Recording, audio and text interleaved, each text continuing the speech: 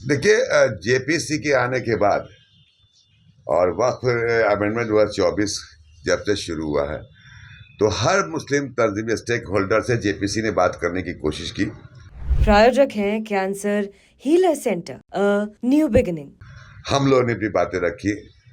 लोगों का कहना है कि करोड़ मेल गए, करोड़ ऑब्जेक्शन किया, उसके बावजूद भी जेपीसी बजिद है कि जो हम कर रहे हैं वह सही है। तो कहीं ना कहीं तकलीफ तो है, नीतीश जी से तकलीफ नहीं है, माने नीतीश कुमार तकलीफ नहीं, इन्होंने काम मुसलमानों के लिए बहुत किया, लेकिन इस मुद्दे पे एक सांकेतिक हमको लगता है कि एक प्रेशर, एक उनको इंटीमेट करने के लिए उन्होंने मिली तंजीमों ने मतलब वो बाइकाट किया है, ताकि इस पर दोबारा दोबारा इस पर सुनवाई की जा सके या फिर इस पर पुनर्विचार किया जा सके। मुझे तो ऐसा ही लगता है। इमारत शरिया जो मुख्यमंत्री का दावत अफ्तार को बाइकआउट किए हैं, क्या कहेंगे?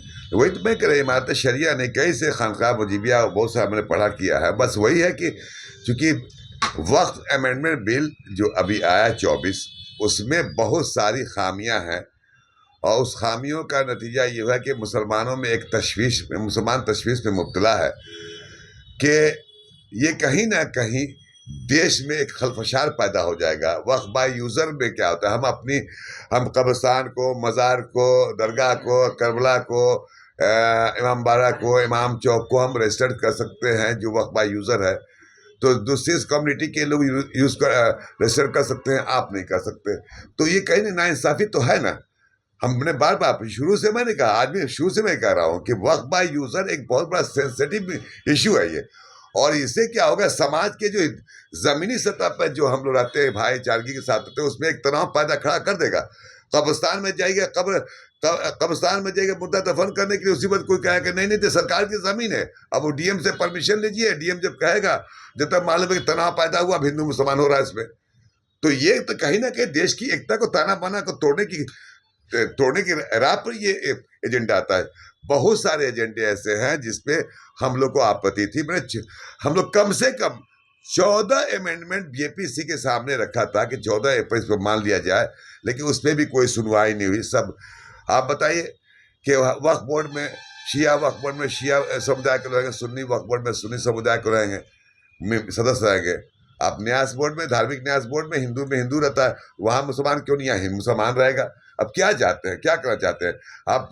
70 के आसपास में ट्रिब्यूनल है, अब ट्रिब्यूनल के पावर को कट करके आप कहते हैं कि नहीं अब डीएम को पावर दिया जाएगा। तो आप एक तरफ से एक संप्रदाय पे अटैक कर रहे हैं अपना।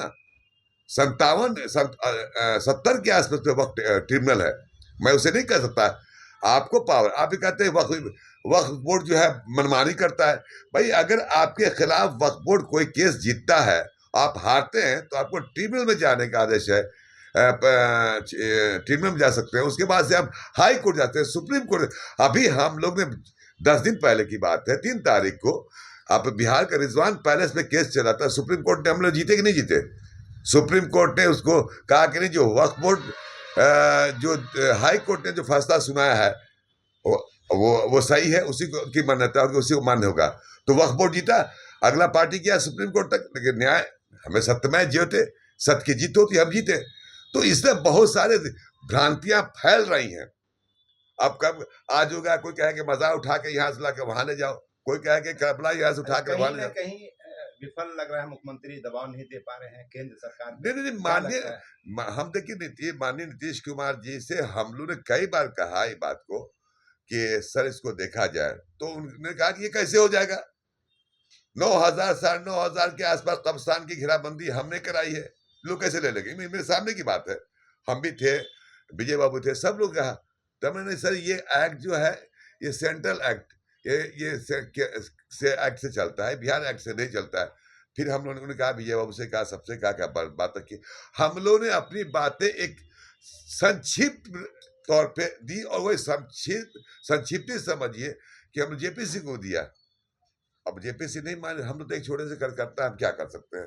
कहीं ना कहीं लगता है कि मुख्यमंत्री भी दबाव नहीं दे पा रहे हैं, नहीं कर पा रहे हैं केंद्र सरकार पर। नहीं हमको लगता है कि सांकेतिक, विफल है। मुझे भी सांकेतिक तौर पे जितने भी लोग हैं, मतलब मिली तंजीमें हैं, इन तंजीमों ने जो मतलब बाइकाट करने का ऐलान किया है कि नीतीश कुमार जी की अवतार पार्टी में बस एक दिन को याद दहानी के लिए कम से कम पुनर्विचार करें। और मैं यकीन के साथ कह रहा हूँ, माह रमजान का महीना है, कि नीतीश कुमार जैसा नेता न बिहार में अभी पिछले कई दशकों से न पैदा हुआ है न होगा, जिसने हर कौम के लिए काम किया हो। लेकिन फिर उसे इस पे थोड़ा सा हमको लगता है कि थोड़ा सा इस पे पूरा विचार करते हुए इसका समाधान करना चाहिए, क्योंकि मुसलमानों में तशवीश तो है, इससे इनकार हम नहीं कर सकते हैं। हम पार्टी में हैं, जदयू की भी एक हम कार्यकर्ता रह चुके कार्यकर्ता हैं, उन सब के बावजूद जिस समुदाय से हम आते हैं उस समुदाय की एक बेचैनी हम तक पहुंचती है। तो हम भी चाहेंगे कि माननीय नीतीश कुमार जी इस पर विचार करें और इसको एक संशोधन होना चाहिए। लेकिन आप जो कह रहे हैं वही नहीं माने, हमारी बात सुनिए। हमें किस बात का खर्च चाहिए, फिर ऐसा एहसास दिला दीजिए कि ऐसा जो कुछ वक्फ बाई यूसुफ को हम छेड़छाड़ नहीं करेंगे। अभी वक्फनामे से चलता है ना, वक्फ क्या है, वक्फनामे से चलता है। आप जो चाहिए कर लीजिएगा। अरे हम लोग तो अभी देखिए, वक्फ बोर्ड ने, चाहे सुन्नी वक्फ बोर्ड और शिया वक्फ बोर्ड ने, समाज के कल्याण के कितनी जमीनें दी कि स्कूल बनना चाहिए, हमारे यहाँ बन रहा है और सुन्नी वक्फ बोर्ड बन रहा है। तो ये सब चीजें हैं। तो मुझे लगता है कि ऐसी कोई बात नहीं कि बाइकाट करने का एक मसला मतलब इतने नटशेल में ये भी कहना चाहें कि बाइकाट करने का मतलब सिर्फ ये कि पुनर्विचार करें माननीय नीतीश कुमार जी और कहें केंद्र से राब्ता काम करें, माननीय नरेंद्र मोदी जी से, अमित शाह से बात करके इस मसले का हल करने के लिए ही बाइकाट करने की ऐलान किया गया है। प्रायोजक हैं cancer healer centre, a new beginning.